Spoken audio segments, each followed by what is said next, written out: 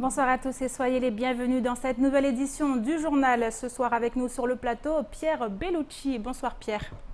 Bonsoir Amina, bonsoir à tous. Alors au cœur de l'actualité, cette grève générale qui continue mais qui aujourd'hui, on l'a vu, a pris une toute autre tournure, notamment avec un SNUPP qui semble mobiliser davantage que lorsque c'était l'intersyndicale tout entière qui menait le mouvement. Vous nous direz tout cela davantage tout à l'heure Pierre, mais d'abord voici les titres de ce jeudi 17 novembre. C'était annoncé, le SNUPP a repris le mouvement de grève ce matin sans les autres syndicats de Lille. Et force est de constater que les enseignants du premier degré n'ont pas besoin de l'intersyndicale pour mobiliser, puisque plus d'une centaine de grévistes avaient fait le déplacement devant les portes du vice-rectorat avant de se réunir au sein du conseil départemental.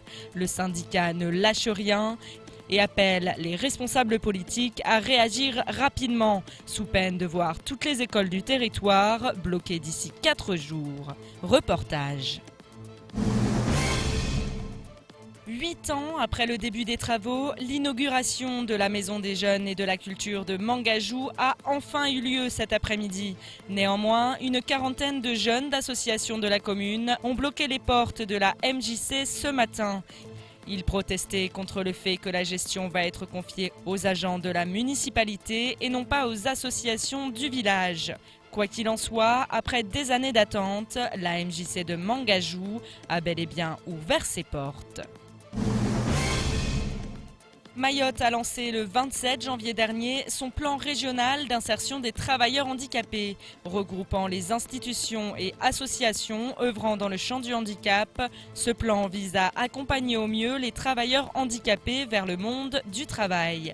Formation, emploi, maintien dans l'emploi et sensibilisation des employeurs. Le plan régional avance et une réunion a eu lieu ce matin dans ce cadre. Plus d'informations à la fin de cette édition. Et on commence tout de suite avec la grève générale qui ce matin a pris une toute nouvelle tournure. En effet, hier soir, l'intersyndicale a décidé de suspendre le mouvement, laissant le syndicat SNUPP seul dans la bataille. Ce matin, une centaine d'enseignants du premier degré s'est ainsi rendu devant le vice-rectorat pour manifester. Le cortège a ensuite investi l'enceinte du conseil départemental afin d'envisager la suite à donner au mouvement. Des grévistes déterminés à se faire entendre puisqu'ils donnent désormais 4 jours aux autorités pour réagir, sans quoi des actions radicales seront mises en place. Un sujet signé Abbas Alidi, Pierre Bellucci et Leslie Vimnet. C'est sans les autres syndicats que le SNUPP a repris le mouvement de grève ce matin. Il faut dire que les membres du syndicat des enseignants du premier degré avaient annoncé dès mardi qu'ils continueraient le mouvement quelle que soit la décision de l'intersyndicale. C'est donc en toute logique que les grévistes se sont rendus devant les portes du vice-rectorat avant de se réunir au conseil départemental pour faire un point sur la suite du mouvement. Écoutez, nous sommes très satisfaits de la mobilisation, notamment compte tenu du contexte avec les organisations de l'intersyndicale qui se retirent. Et voilà, donc ça aurait pu être un peu difficile aujourd'hui. Au contraire, les collègues sont venus quand même, ont répondu à l'appel. Maintenant, notre mouvement de grève continue et qu'il s'agit d'ici lundi de bloquer toutes ces écoles. Voilà, on va faire le travail pendant 4 jours pour que toutes les écoles soient fermées. Les menaces sont lancées et force est de constater que le SNUPP n'a pas besoin de l'intersyndicale pour mobiliser. Près d'une centaine de grévistes étaient au rendez-vous, tandis que plusieurs écoles sont restées fermées. Le syndicat se laisse maintenant 4 jours pour s'organiser et en appelle aux responsables politiques afin qu'ils réagissent rapidement. Il va falloir que les gens ils sachent que nous sommes déterminés et que si soit ils interviennent en notre faveur en prenant position, soit ils interviennent en notre faveur et que les choses aboutissent, mais de toute façon, si le dossier, les revendications n'avancent pas, il y aura des conséquences aux prochaines échéances électorales. Blocage dans toutes les écoles de Lille, sanctions dans les urnes. Le syndicat promet qu'il ne lâchera rien et que le mouvement continuera quoi qu'il arrive. Du côté de l'intersyndicale, un communiqué a été envoyé afin de rappeler que le mouvement était suspendu faute de mobilisation suffisante, mais que la reprise de la grève restait d'actualité. Alors un mouvement qui continue, Pierre, qui s'installe, on l'a vu, mais aujourd'hui on a vu les points sont divergents. On a vu aujourd'hui un SNUPP qui fait cavalier seul dans la bataille. Oui, on parlait de scission, on parlait de mésentente, c'est officiel. Le SNUPP fait cavalier seul.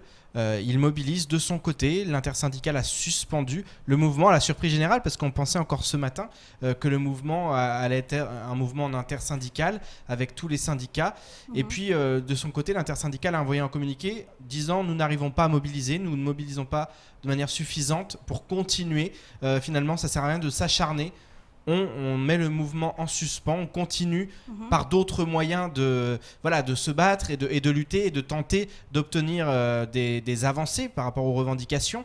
Et puis de son côté, le syndicat SNUPP l'avait déjà dit mardi, nous serons en grève ce jeudi, nous continuerons, nous nous réunirons dès 7h30 devant le vice-rectorat, ce qui a été le cas, il n'y avait personne dans un premier temps, et puis finalement il y a eu plus de 100 personnes, 200 selon le syndicat, qui sont venus, qui sont allés ensuite au conseil départemental, donc c'est une véritable réussite d'un point de vue de la mobilisation, puisque ils ont plus mobilisé qu'avec l'ensemble de tous les syndicats. C'est assez invraisemblable. Qu'est-ce qu'il faut entendre par là? Qu'est-ce qu'il faut comprendre à travers ça, Pierre? Mais écoutez, je crois qu'il y a une chose, ils sont vraiment déterminés au niveau du syndicat SNUPP et au niveau de leurs revendications premières, au niveau des enseignants du premier degré. On le sait, c'est la reconstitution des carrières. C'est un enjeu considérable pour ces personnes. Je veux dire, ils sont prêts à tout pour obtenir ça. C'est un enjeu, je veux dire, c'est un objectif de vie parce que ils ont travaillé pendant des années. Aujourd'hui, ils veulent que voilà, on les récompense à leur juste valeur. Il y a eu des intégrations. Alors, il y a forcément, c'est compliqué. On va le voir dans le prochain sujet. C'est compliqué parce que au niveau des statuts des uns et des autres, c'est presque au niveau individuel qu'il faut agir et qu'il faut regarder la reconstitution des carrières en fonction des statuts des uns et des autres et de leur évolution au fur et à mesure du temps et notamment avec les changements de statut de Mayotte. Donc, c'est très, très compliqué et ils sont dans une bataille qu'ils ne peuvent pas stopper comme ça du jour au lendemain. Donc, du coup, on a l'impression que les enseignants du premier degré se reconnaissent plus aujourd'hui dans le mouvement qu'auparavant? Oui, parce que c'est aussi l'une des problématiques de ce mouvement. C'est un mouvement en intersyndical, public-privé, qui a une palette de revendications gigantesques qui vont bien entendu de cette reprise en compte de l'ancienneté générale de service des ex-agents de la collectivité en passant par l'attractivité du territoire, par les conventions collectives, par le code du travail de droit commun. Donc il y a tellement de choses, si vous voulez, à un moment donné que c'est difficile de s'approprier ce mouvement pour les salariés, pour les fonctionnaires, pour tout le monde. Et les infirmiers en sont le parfait exemple. Ils étaient là au début de la reprise du mouvement. Et ils ont tout de suite dit non, on va de notre côté. Ils sont toujours en grève d'ailleurs. Mais il faut absolument qu'on discerne notre mouvement du reste de cette grève parce que sinon, on n'arrivera jamais à se faire entendre. Et effectivement, les enseignants du premier degré, seuls, se font beaucoup plus entendre. Ils ont l'impression d'être dans leur cheval de bataille à eux aussi, ce qui les intéresse, ce qui les concerne.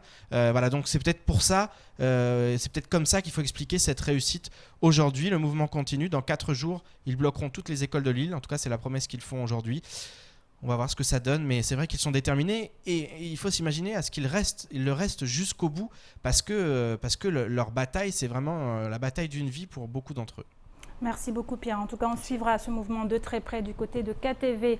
Et parmi les revendications portées par l'intersyndicale, la reconstitution des carrières représente un combat de premier ordre. Ce matin, la CFE-CGC, en partenariat avec la Caisse régionale des fonctionnaires de Mayotte, a organisé un séminaire sur les problématiques des retraites et des carrières des anciens fonctionnaires. Objectif, faire un état des lieux des textes existants ainsi que leur implication et les enjeux afférents.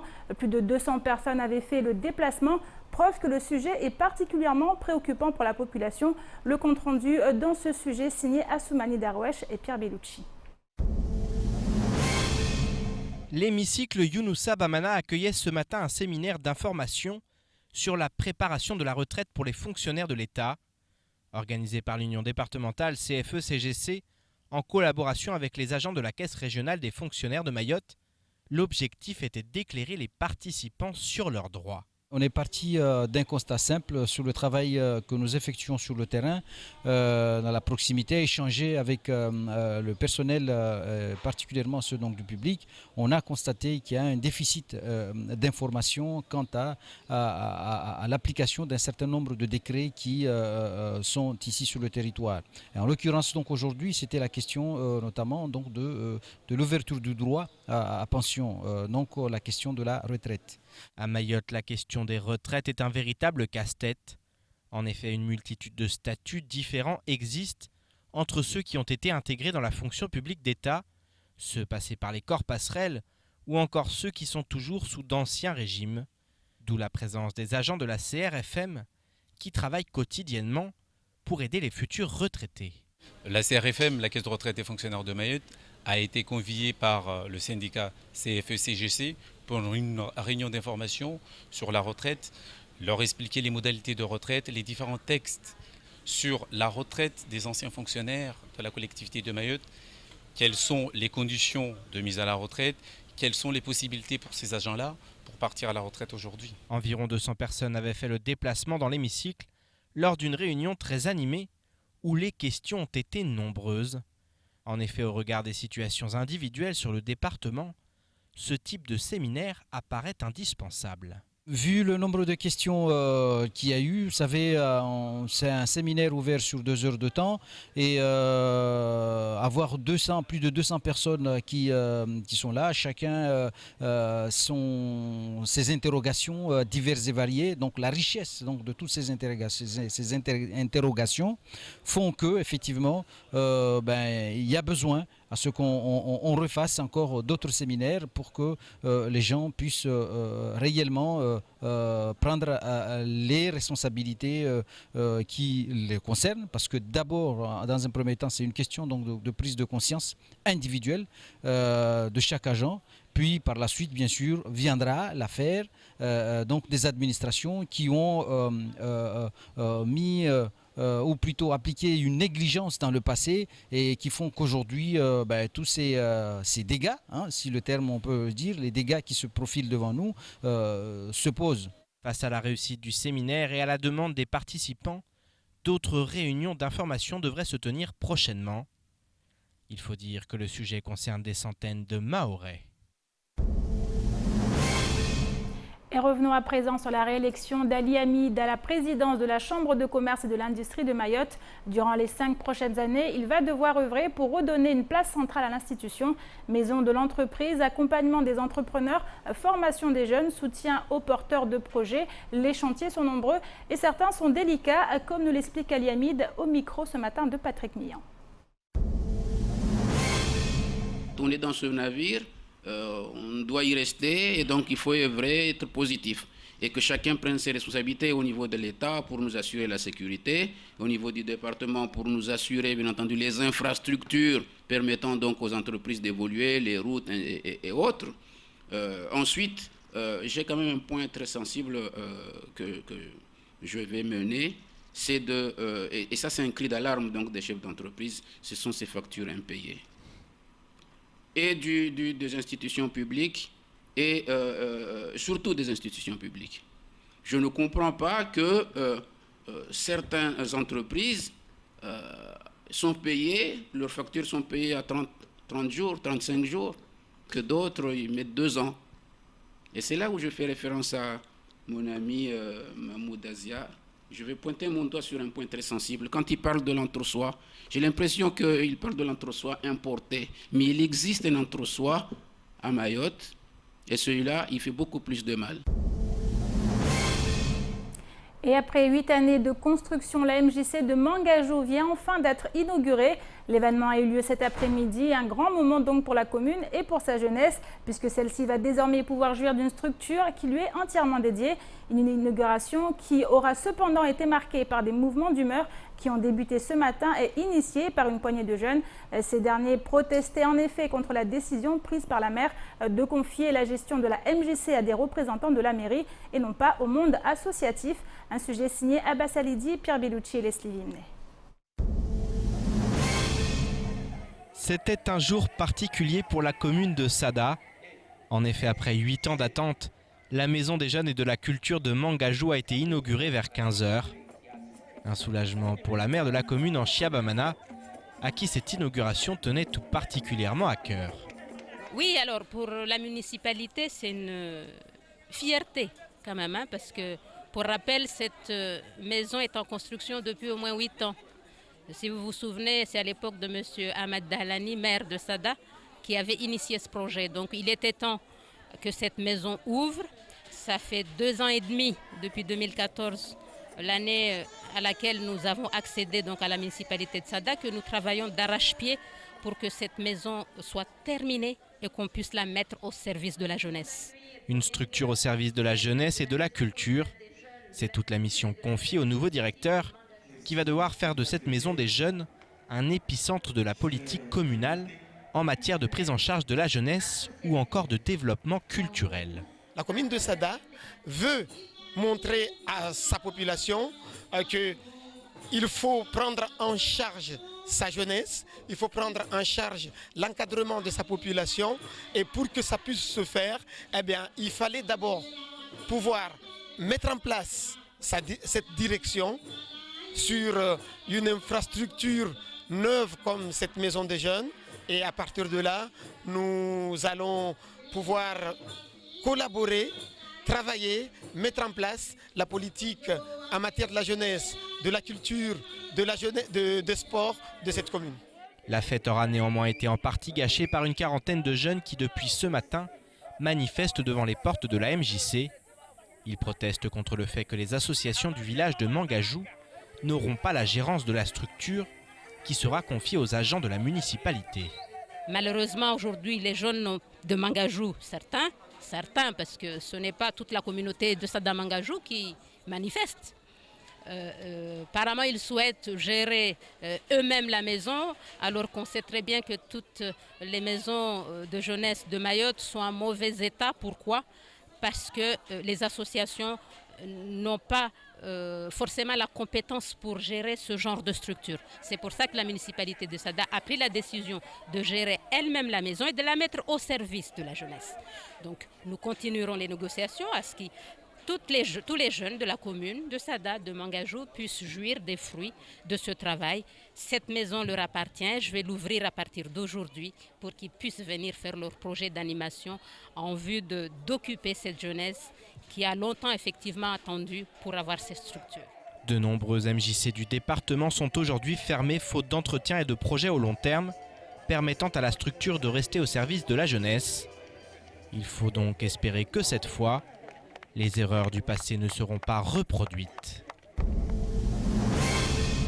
Alors Saïd Hassani de la mairie de Sada, un conseiller municipal chargé de la sécurité et de la salubrité, est avec nous sur le plateau. Alors bonsoir.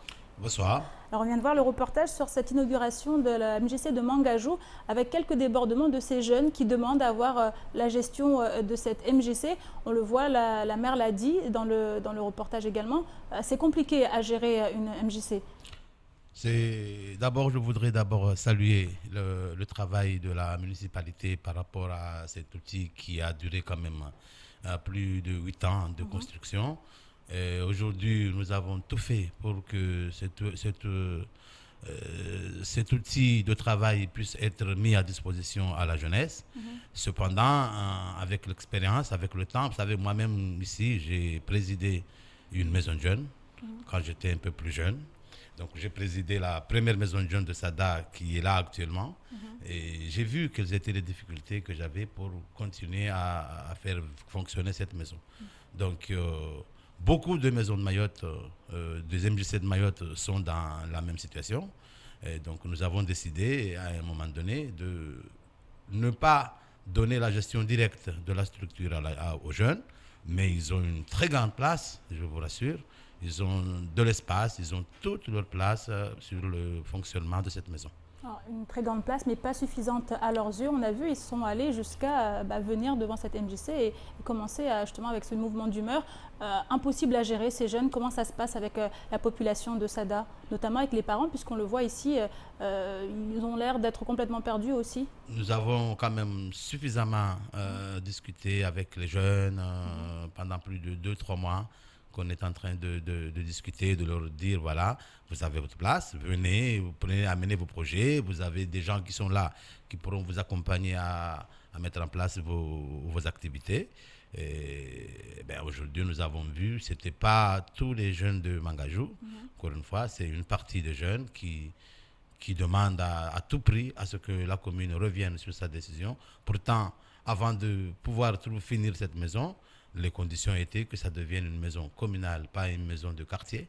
Donc l'État, le département et la commune, nous avons œuvré pour que cette maison puisse ouvrir. Aujourd'hui, elle est là. Je demanderai à la jeunesse de Mangajou de profiter de l'outil, mais aussi des jeunes de la commune de Sada. C'est une maison de la commune, c'est la commune qui a construit, c'est tout le monde qui a participé, et bien c'est tout le monde qui doit bénéficier des retombées de cette maison. Merci beaucoup. Donc, nous a rejoint également entre-temps Badirou Abdou, qui a été fraîchement nommé directeur de cette MJC, qui vient d'être inaugurée. Alors Badirou, on l'a vu, des jeunes qui demandent à être intégrés, à avoir une grande place dans cette MJC, voir la gestion, ce qui n'a pas été possible. Alors vous, en termes de projet, comment vous envisagez justement les mois à venir? D'abord, je voudrais saluer la population de la commune de Sada et du village de Mangajou pour leur dire que oui, la MJC vient d'être inaugurée depuis cet après-midi dans les conditions que nous avons vues. J'espère que ça sera une leçon pour tous, pour comprendre que oui, la population de Mangajou, mais aussi celle de Sada, comme la population mahoraise, aura pleinement sa place dans cette MJC qui est un outil d'accueil, un espace d'échange, mais aussi un centre de formation. Donc on a une grande salle de spectacle très belle, bien construite. Nous avons des bureaux que nous allons mettre entièrement au service de ces associations. Une structure, une fédération doit être née en collaboration avec les villageois pour que, oui, cet outil puisse proposer ses propres activités. Justement, souvent on a vu les MJC ici à Metz sont souvent des murs, 4 murs, et à l'intérieur, rien ne se passe. Je pense que les élus de Sada ont compris le message. Ils ont dit qu'il faut avoir des professionnels pour assurer justement la gestion, parce que, oui, les dirigeants, malgré leur volonté acharnée, n'ont pas toujours le temps nécessaire, mais n'arrivent pas aussi à convaincre pour disposer les moyens. Bien, moi aussi, aujourd'hui, étant professionnel, un directeur, avec une équipe d'animation derrière moi, je pense que nous allons collaborer pour étudier auprès, avec la population, mais aussi avec les associations, pour qu'ensemble, nous puissions retrouver les vrais projets. Et je pense que les différentes collectivités, les différentes institutions nous feront confiance, parce que oui, nous sommes à côté, nous sommes une institution, c'est une commune, c'est une collectivité reconnue. Eh bien, nous avons des obligations et nos élus sont là justement pour nous orienter, nous dicter et prendre les bonnes décisions. Alors, qui dit projet, qui dit animation, dit également programmation. Est-ce que vous avez déjà des choses qui vont être mises en place là? Oui, c'est depuis le 1er août que j'exerce mes fonctions à la mairie de Sada. Je précise bien qu'avant tout, je suis le directeur de la culture, de la vie associative et de la jeunesse et des sports de la commune de Sada, pas forcément de la MJC, pour qu'il n'y ait pas ambiguïté, amalgame. Oui, ayant la direction à la MJC, j'aurai ce devoir de diriger entre-temps la MJC, mais en étroite collaboration, je dis bien, avec les associations.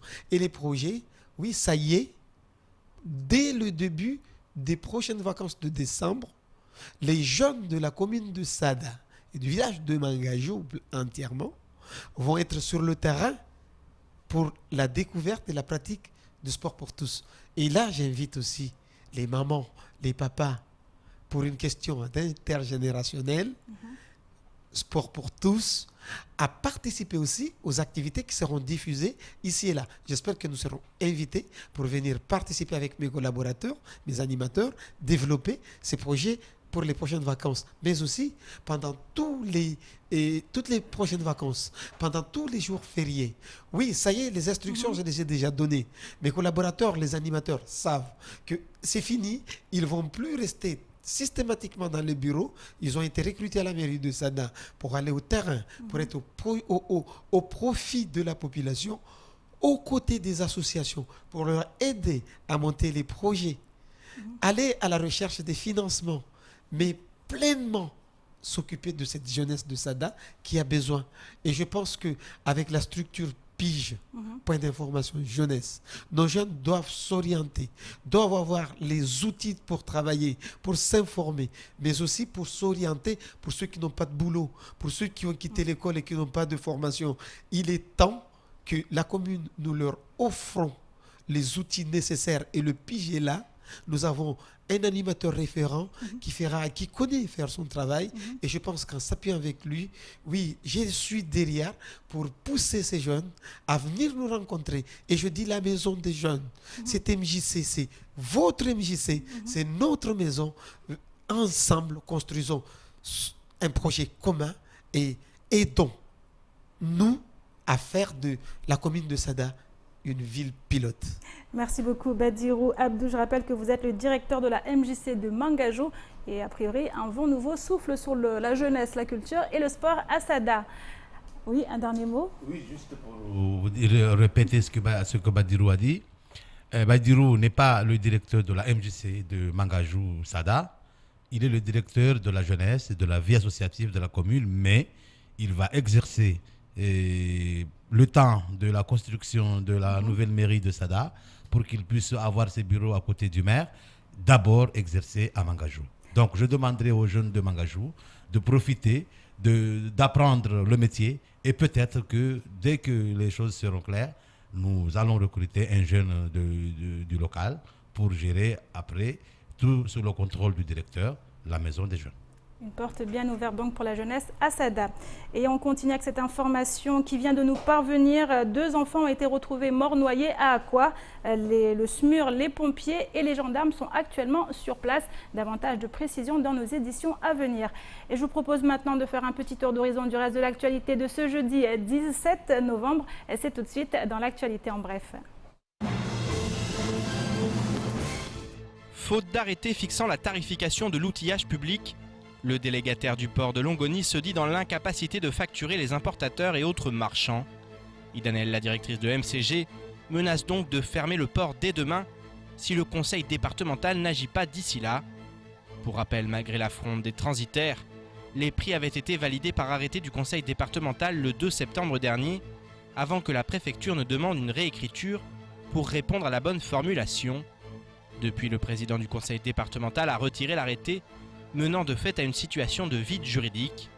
Siti Maoulida, le responsable des ports, a informé Idanel qu'une réunion de concertation doit se tenir dans les meilleurs délais afin de garantir rapidement l'adoption de nouveaux tarifs de grue et RTG. Il propose de planifier cette réunion entre experts techniques du département et de MCG entre le 30 novembre, 1er décembre et 2 décembre 2016 à Paris. Idanel a immédiatement refusé et en appelle désormais au préfet, sans quoi plus aucune marchandise ne sortira de Longoni. Un mouvement de grève se profile au sein de la société Panima. Une intersyndicale constituée vient de déposer un préavis de grève à compter du 23 novembre suite à l'échec des négociations annuelles obligatoires. Les revendications tournent autour d'une prime annuelle de mérite, la promotion interne face aux besoins de renouvellement d'effectifs et l'augmentation de salaire de 250 €. Pour le syndicat FO, je cite, le groupe numéro 1 de la distribution de collations scolaires à Mayotte a vu ses résultats augmenter grâce au financement de fonds publics et autres et aux aides des administrations publiques. Tous les efforts consentis par les salariés n'ont pas été pris en considération, pourtant les résultats sont exceptionnels, surtout dans le cadre des collations scolaires avec une forte progression. L'intersyndicale a donc choisi son mot d'ordre, les salaires c'est maintenant.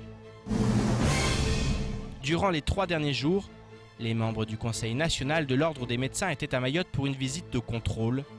Inquiets par ce qu'ils ont pu voir, ils doivent désormais plaider la cause du 101e département auprès des plus hautes autorités de l'État. Car les retards sont légion, le manque de moyens humains criant, ce qui rend l'offre de soins plus qu'insuffisante. En effet, chaque jour, des centaines de malades se ruent au CHM et dans les différents dispensaires de l'île. Les files d'attente sont interminables, obligeant les patients à arriver dès l'aube et à attendre plusieurs heures sous un soleil de plomb ou sous une pluie battante. Face à cette situation, les patients du dispensaire de Koungou ont décidé de placer des objets pour s'identifier dans la file d'attente. Ainsi, au fur et à mesure, cailloux, canettes et autres sandales avancent petit à petit, permettant aux patients de trouver un point d'ombre sans avoir à rester debout, puisqu'il n'y a ni chaise ni banc pour les accueillir. Triste réalité quand tu nous tiens. Et on termine cette édition avec la Semaine européenne pour l'emploi des personnes handicapées qui, entamée ce lundi, continue jusqu'au 18 novembre à Mayotte. Et dans ce cadre, nous avons souhaité faire un focus sur le plan régional d'insertion des travailleurs handicapés, le PRIT de Mayotte. En effet, face à un système local trop peu incitatif pour l'insertion des travailleurs handicapés dans le monde du travail, le PRIT a agi de façon collective en faveur de leur insertion et de leur maintien dans l'emploi.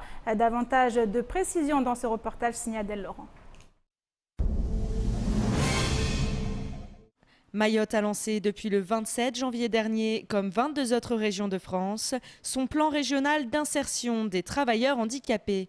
Regroupant les institutions et associations œuvrant dans le champ du handicap, il se décline en 4 axes majeurs: la formation, l'emploi, le maintien dans l'emploi et la sensibilisation des employeurs. Et à l'occasion de la Semaine européenne pour l'emploi des personnes handicapées, une nouvelle réunion partenariale a été organisée ce matin entre le vice-rectorat, la mission locale, le pôle emploi à la Cité des métiers et Cariforef. Laurence Alsaté-Montagne nous explique pourquoi mettre en relation les acteurs de l'éducation et ceux de l'emploi. Tout simplement pour favoriser en fait le déploiement d'un suivi de cohorte, c'est-à-dire que les jeunes sortant du système scolaire, les élèves sortant du système scolaire, quoi pour eux derrière, en termes d'insertion, d'orientation ou de formation ou insertion en emploi. Et les travailleurs handicapés se confrontent au déficit de formation initiale et de professionnalisation. C'est pourquoi en 2017, un effort particulier sera mené dans le cadre du PRITH par le conseil départemental pour sensibiliser les organismes de formation et rendre celle-ci accessible aux travailleurs handicapés. Et alors que le nombre de jeunes en situation de handicap arrivant sur le marché du travail va crescendo, à Mayotte, le secteur public n'est toujours pas obligé par la loi d'engager des travailleurs handicapés, à contrario du secteur privé. En fait, il existe une loi qui oblige toute entreprise de plus de 20 salariés en métropole et de plus de 50 salariés à Mayotte à avoir un certain pourcentage de ses effectifs reconnus travailleurs handicapés.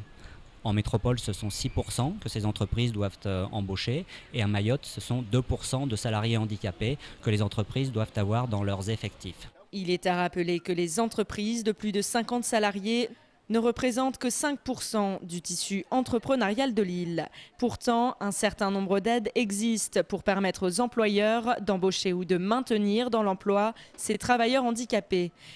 Des actions de sensibilisation à l'intention des employeurs sont également menées dans le cadre de ce PRITH via Pôle emploi et Opcalia et dans le futur à travers les réseaux de syndicats professionnels et les amicales de responsables d'entreprises existant sur l'île. Nous souhaitons mobiliser les employeurs et leur faire comprendre que la ressource humaine que représentent les travailleurs handicapés sont vraiment une ressource humaine très très intéressante, aussi parce que ces personnes-là souvent essayent de combler leur handicap et de dépasser en développant d'autres qualités. Et ça c'est très important pour les employeurs de comprendre qu'ils ont là une ressource naturelle, une ressource humaine formidable auquel ils peuvent faire appel. Un des points importants du PRITH concerne également l'accompagnement des personnes handicapées dans la reconnaissance de leurs droits et dans l'obtention d'aides. Il y a une grande ignorance, en fin de compte, de plusieurs aides qui sont possibles pour les handicapés, qu'ils soient étudiants ou qu'ils soient en recherche d'emploi. Il y a des prestations compensatoires qui permettent par exemple à un étudiant de pouvoir accéder à des forment des matériaux de travail complets. Je pense à un aveugle qui a besoin d'un ordinateur spécifique, par exemple, qui puisse travailler en braille. C'est nécessaire qu'on puisse l'aider à avoir le matériel qu'il faut pour qu'il puisse progresser et suivre ses études correctement. Mais c'est vrai aussi pour l'accès aux contrats aidés d'une façon générale et notamment aux contrats aidés des structures d'insertion par l'activité économique. L'année 2017 sera donc une année de changement positif pour les travailleurs handicapés grâce à ce plan régional d'insertion. Démarré pour 3 ans et reconductible, celui-ci accompagne les personnes porteuses de handicap vers l'autonomie maximum à laquelle ils peuvent prétendre grâce à l'insertion professionnelle. Et c'est la fin de cette édition. Merci à vous de l'avoir suivi. Une édition rediffusée sur OAM5, également disponible sur notre site l'infocoesie.fr, sur YouTube et sur notre page Facebook. Et demain matin, dès 6h, retrouvez toute l'équipe de la matinale avec à 7h en plateau Hamdil Soumaïla, qui est secrétaire général du parti Les Républicains ici à Mayotte. Il viendra nous expliquer comment voter ce week-end dans le cadre des primaires du parti. Également à 7h30, il sera toujours question de politique avec Daniel Martial-Henry du MoDem. Il viendra également nous donner des informations sur le parti en nous disant notamment, nous indiquant notamment le soutien du parti pour Alain Juppé dans le cadre des présidentielles de 2017. Bonne soirée à vous sur KTV et à demain.